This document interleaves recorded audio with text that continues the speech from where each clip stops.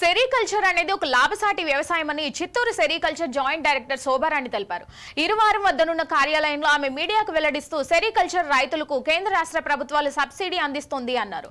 2.5 acres ఉన్న రైతుకు subsidy ఇవ్వడం జరుగుతుంది, కానీ 1.5 ఏకర్స్ ఉన్న చిన్న సన్నకారు రైతు కూడా ప్రోత్సాహం అందిస్తున్నామన్నారు.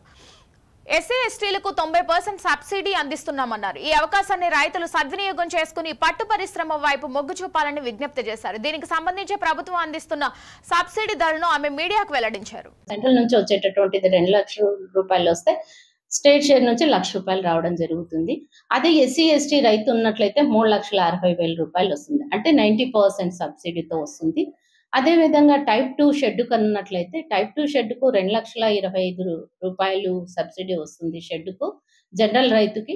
అదే ఒకవేళ ఎస్సీ ఎస్టీ అయితే 2,70,000 రూపాయలు. టైప్ 1 షెడ్కు 3,60,000 రూపాయలు ఎస్టీ రైతుకైతే, అదే టైప్ 2 షెడ్కు అయితే 2,70,000 రూపాయలు రాయితీగా రావడం జరుగుతుంది. అదే విధంగా వీళ్లకు టైప్ 1 షెడ్కు టైప్ 2 షెడ్కు కూడా రేరింగ్ అప్లయన్సెస్ అంటే ఎక్విప్మెంట్స్, అందులో షూటు, నేత్రికలు వీటన్నిటికీ సపరేట్గా ఇవ్వడం జరుగుతుంది.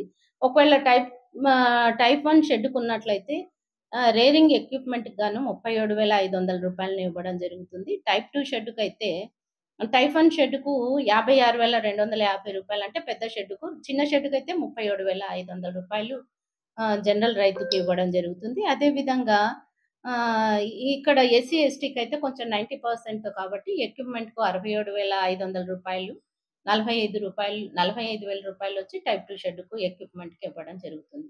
అంతేకాకుండా బయోల్టెన్ కకున్స్ ఒకవేళ 1 కేజీ గూళ్ళని మార్కెట్లో తెచ్చినప్పుడు వాళ్ళకి ప్రోత్సహించేందుకు ఇన్సెంటివ్ని ఇచ్చేవాళ్ళు మునుపు. అది కూడా 1 కేజీ గూళ్ళకి 50 రూపాయలు ఇచ్చేవాళ్ళు.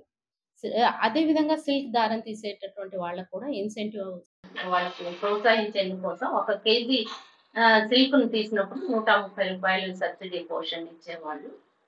తర్వాత ఇప్పుడు ఉన్నటువంటి టైప్ 1 టైప్ 2 ఎన్ఆర్జీఎస్ ఉపాధిలో కూడా వీళ్ళకు లబ్ధి పొందుతా ఉన్నారు. చాలా వరకు మన చిత్తూరు జిల్లాలో ఉపాధి ద్వారా ఎన్ఆర్జీఎస్ నుంచి కూడా ఉపాధి పొందడం జరుగుతుంది.